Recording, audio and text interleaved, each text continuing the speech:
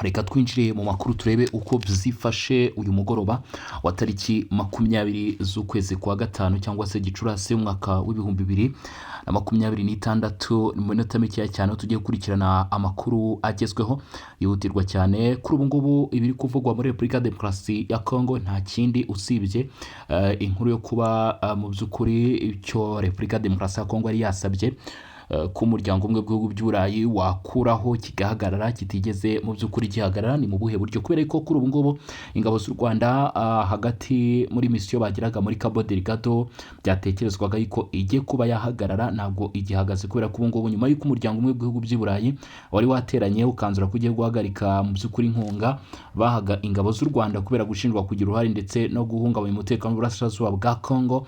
Ubu tuvugana Mozambique yemeye ko ngo igiye kwisinya ku giciro cyose cy'ubu butumwa ku cyo cyose cyaterwa n'umuryango w'ibihugu by'Uburayi, maze ubutumwa bukaba bwakomeza. Turabigarukaho turebe byose uko byubakitse. Ni mu gihe kandi kuri ubu ngubu bivuga ko hatangijwe ihuriro rishya rishyira Felix Tshisekedi ku gitutu cya politike mbere y'umwaka w'ibihumbi 2028. Turareba abagize iryo huriro, ese ababaje gukora iki? AFC M23 yabatangiye kuva mu birindiro byabo mu majyepfo y'ikirwa cya Ijwi. Aya makuru na turaza gushyiraho umucyo mu by'ukuri mumenye byose uko byifashe.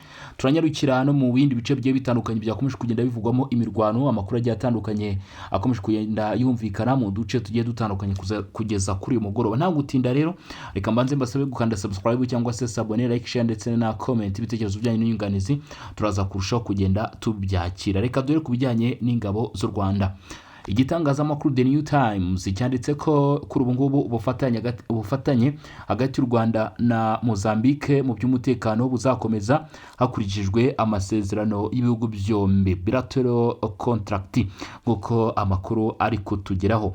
Ndakwibutsa ko kuri ubu ngubu EU cyangwa se European Union yari yiyemeje guhagarika ibikorwa bikomeye cyane yateraga mu buryo bwo gutera inkunga igisirikare cy'u Rwanda nyuma yo kubona ko ngo izo ngabo z'u Rwanda zagiraga uruhare mu guhungabanya umutekano muri Repubulika Demokarasi ya Kongo.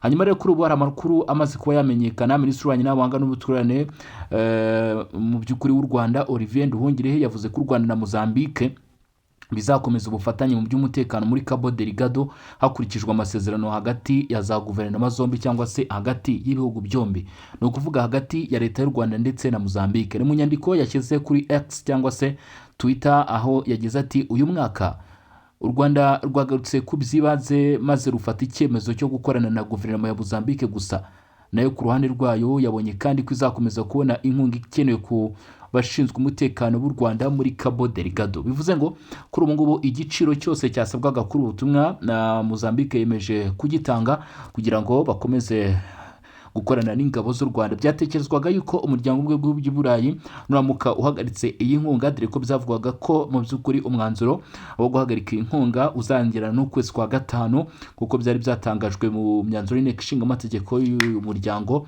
Bivuze yuko ubu ngubu niba Mozambique yemeye kwishyura igiciro yaburaga ku yari yahagaritswe, ubutumwa bukomeje. Ingabo z'u Rwanda zohejwe muri Cabo Delgado mu kwezi kwa Nyakanga 2021 ku butumire bwa guverinoma ya Mozambique kugira ngo zifashe kurwanya inyeshyamba zifitanye isano n'umutwe w'iterabwoba wa Islamic State. Ibitero byari byarahungabanyije umutekano mu ntara y'Amajyaruguru, bivana abaturage mu byabo ndetse binabangamira imishinga minini ya gaze karemano ikoreshwa hariya cyangwa se isarurwa hariya. Ari nabyo byatumye rero ingabo z'u Rwanda zerekezayo mu gukorana na Mozambique, ndetse bivuga ko ubutumwa bwabashije kugera ku ntego. Ubwo butumwa mu myaka yashize bwafashije kugarura amahoro n'ituze, butuma imiryango yakuwe mu byabo isubira mu ngo zabo, abana bongera kwiga, ubucuruzi bwongera gufungura, ndetse n'ingabo za Mozambique zikomeza guhabwa amahugurwa ya gisirikare n'ingabo z'u Rwanda kugira ngo ingabo z'u Rwanda niziramuka zivuyeyo bazabashe gukomeza kubungabunga umutekano. Minisiteri yaravuze ko umutekano warushijeho kuba mwiza, byatumye amasosiyete yo mu Burayi no muri Amerika ashobora kongera gushora imari mu bijyanye no gutunganya mu by'ukuri gaze yavuze nk'uko amakuru aturuka muri ibi bice abivuga, miliyari 50 z'amadolari niyo yashyizwe mu mishinga mu by'ukuri ahangaha muri aka gace ka Cabo Delgado. Muri iki gihe kimwe Nduhungire yavuze ko ingabo z'u Rwanda zagiye zungukirwa n'inkunga y'ikigo cy'amahoro cy'Uburayi APF amafaranga angana gato n'amafaranga u Rwanda rwakoresheje muri Mozambique ndetse n'ishoramari ry'umuryango umwe bw'ibihugu by'Uburayi muri Cabo Delgado. Bityo u Rwanda rutangaza ko kuba inkunga nk'ingiyi yahagarikwa bidasobanuye ko ubutumwa buzahagarara. Nduhungire avuga ko ubusabe bw'u Rwanda kuri Buruseli ku bijyanye no gukomeza gushyigikirwa bwakiriwe ariko butagiteye impungenge kandi bushyirwa mu bikorwa na politiki na bimwe mu bihugu by'Uburayi. Bityo ngo kuba bivuga ko hari ibyahagaritswe ibyo bitazatuma ubutumwa buhagarara. Nk'uko minisitiri yabitangaje ngo icyemezo cyo gukorana na Mozambique cyagaragaje ko ibihugu byombi byagarutse ku bwumvikane hagati yabyo, aho agira ati muri urwo rwego ubufatanye hagati ya za guverinoma zombi bwagenze neza kandi buzakomeza kumera neza ko kuba ingabo zigomba gukomeza hano muri Mozambique. Nk'uko amakuru arushaho kugenda abigaragaza cyangwa se abishimangira, bivuze ngo dukurikije ibyamaze gutangazwa na Olivier Nduhungirehe, ingabo z'u Rwanda zirakomeza ubutumwa bwazo muri Cabo Delgado bidashingiye ku bijyanye n'inkunga yatangwaga n'umuryango umwe w'ibihugu by'Uburayi. Gusa iyi nkunga bivuga ko Repubulika Demokarasi ya Kongo ariyo yari yasabwe ko ihagarikwa kugira ngo mu by'ukuri hagabanyuke igitutu ku ntambara iri mu burasirazuba bwa Repubulika Demokarasi ya Kongo, kuko Repubulika Demokarasi ya Kongo yo yavuze yuko ayo mafaranga yatangwaga yashyirwaga mu bikorwa byo gushyigikira imitwe yitwaje intwari 23 ihungabanya umutekano hano muri Kivu zombi nk'uko bigarukwaho. Reka nkubwire ko kuri ubu AFC 23 ngo yaba itangiye kuva mu bice bigiye bitandukanye nubwo bitari kwemezwa na benshi. Amakuru aturuka mu baturage mu majyepfo y'ikirwa cya Ijwi aravuga ko abarwanyi ba FM23 baba bavuye mu birindiro byinshi bari bafite muri shoferu ya Nabuka ho buri grupu ya Mugote. Ibi ngo bikaba byatangiye kugaragara mu ijoro ryo kuwa mbere rishyira kuwa kabiri tariki 19 Gicurasi, ndetse amakuru akaba yakomeje kugenda agarukaho kuri uyu wa 20 Gicurasi. Abo baturage bavuga ko mbere yo kuva muri ibyo birindiro bamwe mu barwanyi batwitse ibice bimwe byabyo harimo n'ibyari biherereye hafi y'itorero rya CPS Moria.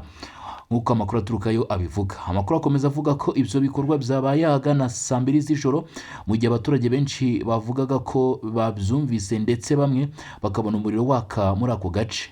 Mu gitondo cyo kuri wa kabiri ngo abaturage bo muri utu duce batangaje ko nta barwanyi ba FM23 bari bakigaragara mu bice byinshi byari byarafashwe n'uyu mutwe. Hari abaturage bavuga ko bamwe muri abo barwanyi bambutse berekeza i Goma bakoresheje ubwato nijoro, mu gihe abandi bakeka ko yaba ari impinduka zikorwa ry'igisirikare cyangwa guhindura ibirindiro aho kuva burundu muri ako gace. Kugeza ubu nta tangazo rirashyirwa hanze n'impande bireba risobanura icyateye iyo myimukire cyangwa ngo ryemeze niba FM23 yaba yavuye burundu mu majyepfo y'ikirwa cya Ijwi. Ariko biri kunurwanurwa ko abarwanyi b'umutwe witwaje intwaro 23 mu by'ukuri baba bavuye mu by'ukuri muri ibi bice. Reka dukubitire nanone ku yandi makuru akomeye cyane avuga yuko kuri ubu ari itsinda rikomeye rishya ryadutse ryiganjemo abanyapolitike ngo biteguye ko mbere y'umwaka wa 2028 bazashyira igitutu kuri Perezida Antoine Felix Tshisekedi Tshilombo. Perezida Felix Tshisekedi uyoboye Repubulika Demokarasi ya Kongo akomeje guhura n'igitutu cya politike nyuma y'itangizwa ry'ihuriro rishya ry'abatavuga rumwe n'ubutegetsi ryiswe Coalition Article 64 rigamije guhatira uyu mukuru w'igihugu kuva ku butegetsi manda ye itararangira. Iri huriro ryatangijwe ku mugaragaro kwa kabiri tariki 19 Gicurasi 2026 mu murwa mukuru wa Kinshasa mu muhango witabiriwe n'abayoboke benshi b'amashyaka atavuga rumwe n'ubutegetsi. Iyi si 34 ni Coalition Article, aho yashinzwe n'abanyapolitike bakomeye barimo Delice Senga, Martin Fayulu, Moise Katumbi, Matata Ponyo na Jean-Marc Kabundi. Bavuga ko intego yabo ari ukurwanya icyo bise umugambi wo gukomeza Felix Tshisekedi ku butegetsi binyuze mu guhindura itegeko nshinga. Ibaye nyuma y'uko Felix Tshisekedi aherutse gutangaza ko hari ingingo zimwe na zimwe z'itegeko nshinga rya Repubulika Demokarasi ya Kongo zikeneye kuvugururwa. Ibintu byakanguye abatavuga rumwe n'ubutegetsi bavuga ko bishobora kuba inzira yo gushaka indi manda cyangwa kongera igihe cy'ubutegetsi bwe. mu itangazo ryasomwe na Nicholas Lenga mu izina ry'abayobozi ba C64 yavuze ko kuva ku itariki 19 Gicurasi 2026 hasigaye iminsi 852 ngo habe amatora y'umukuru w'igihugu ateganyijwe mu 2028. Ashimangira ko isaha ya demokarasi itangiye kubara isubira inyuma. Yakomeje avuga ko manda ya Perezida Tshisekedi nirangira agomba kuva ku butegetsi yaba habaye amatora cyangwa atabayeho, ndetse ko abaturage bagomba kwitegura kurwanya uburyo ubwo ari bwo bwose bwamufasha kuguma ku butegetsi. Iri rero kandi ryamaganye umushinga w'itegeko rya referendum watangijwe n'umudepite Paul Gaspari Ngondankoyi umaze kwemererwa gusuzumwa n'inteko ishinga amategeko ya Repubulika ya Demokarasi ya Kongo. Abatavuga rumwe n'ubutegetsi bavuga ko uwo mushinga ushobora gukoreshwa mu guhindura itegeko nshinga hagamijwe gufungura Tshisekedi inzira ya manda ya gatatu. Abayobozi b'iri huriro basabye abaturage ba Kongo guhaguruka bakifatanya nk'umuntu umwe bakarwanya umugambi uwo ari wo wose wo guhindura itegeko nshinga cyangwa gutegura manda ya gatatu. N'umuhango wo gutangiza iriro Martin Fayulu Senga na Jean-Marc Kabundi nabo bari bahari ku giti cyabo, mu gihe Matata Ponyo na Moise Katumbi bari bahagarariwe n'abanyamabanga bakuru b'amashyaka yabo kubera ko batari bari mu gihugu, nk'uko amakuru aturuka ku bijyanye n'aho iyi nama yabereye mu gutangiza iri huriro abivuga.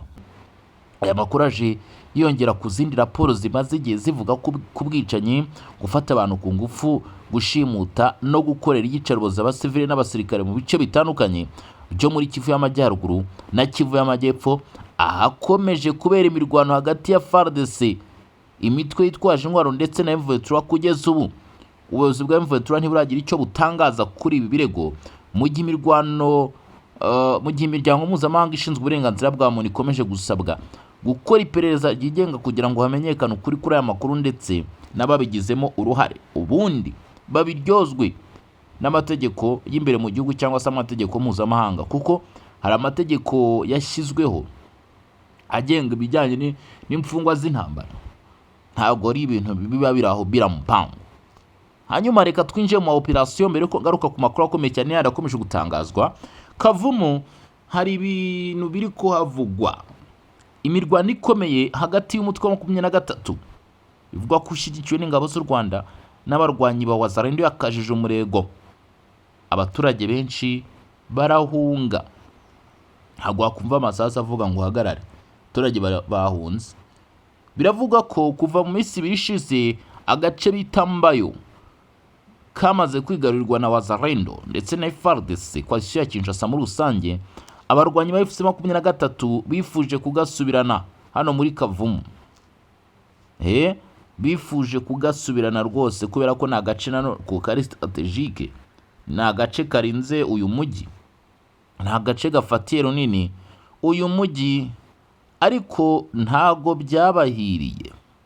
Amakuru avuga ngo ikirere, amakuru avuga yuko mu kugerageza kwigarura kwa gace kambayo ibyababayeho biteye ubwoba. Kuva mu gitondo cyo kuwa mbere tariki 18 Gicurasi 2026 irwana ikomeye nibwo yubuye mu gace ka Kavumo no mu bice bya Norukatana ho muri teritwari ya Kabare, intara Kivu y'Amajyepfo, nyuma y'uko umutwe wa M23 ushyigikiwe n'ingabo z'u Rwanda ukabye ibitero ku birindiro by'abarwanyi ba Wazalendo bafatanyije n'ingabo za FARDC hamwe bagahurira n'uruva gusenya.